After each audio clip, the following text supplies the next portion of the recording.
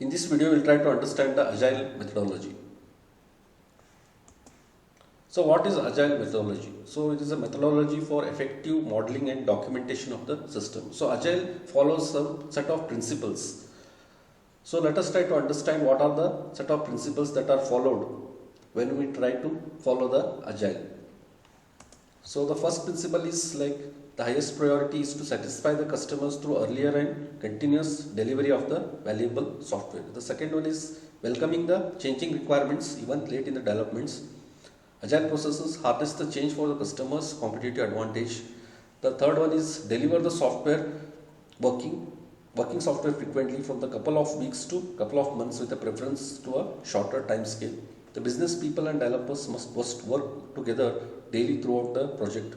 Build the project around motivated individuals, give them the environment and support they need, and trust them to get the job done.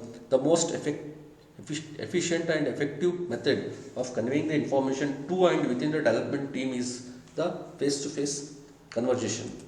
So working software is a primary measure of the progress. Agile processes promote the sustainable development.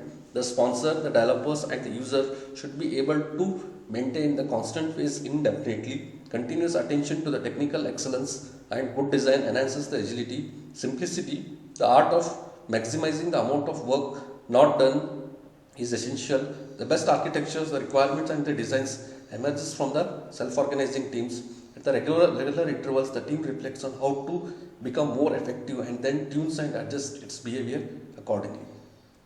So what are the two different agile approaches? So first one is like the Scrum and the second is the extreme programming. So let us try to understand the Scrum. So what is the Scrum? So Scrum is having a iteration. We can see that it is having some iteration. The iteration is called as a sprint. So this iteration ranges from 2 to 4 weeks. So initially some part of software is developed and it is given to the product owner. So what are the features that has to be there in the software? So these are identified by the user stories. So these features are nothing but the user stories. So these user stories are fed into the sprint backlogs. So after that these particular features are developed in the sprint. So this is the iteration is called as a sprint, and this iteration is followed by the daily stand-up meeting where we try to discuss any problem arises among the team members and we try to share and we try to coordinate the information. So this team is managed by the Scrum Master, who is like a coach or you can say like a manager for the particular team.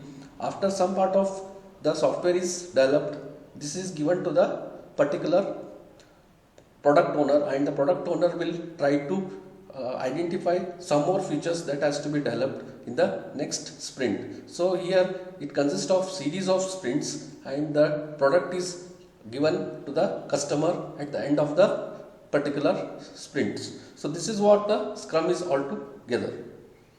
So let us try to understand the Scrum Master. So Scrum project is managed by the Scrum Master, who can be considered as a manager. A sprint is nothing but a Scrum which is having 2 to 4 weeks of development cycle. So this is called as a sprint.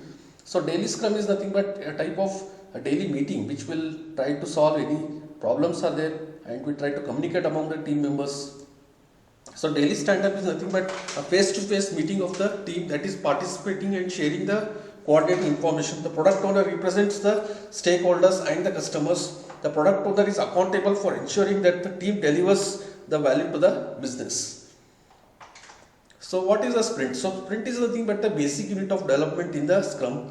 Sprint duration ranges from 1 week to 1 month. In each sprint, the tasks for the sprints are identified and estimated commitment for the sprint's goal made, followed by the review or retrospective meeting where the progress is reviewed and the lessons for the next sprints are identified. So product backlog is nothing but a list of requirements that we are trying to develop. So this is called as a product backlogs that is maintained for a product. So contains the product backlogs items ordered by the product owner based upon the considering the risk, the business values, dependencies and the data needed. So features added to the backlog is known as the stories. This is called as the user stories. So when to go for the agile? So whenever the requirements are uncertain and volatile, when we have responsible and motivated developers and customers who are likely to understand and willing to get involved. So this is what I discussed in this video. Thanks for watching.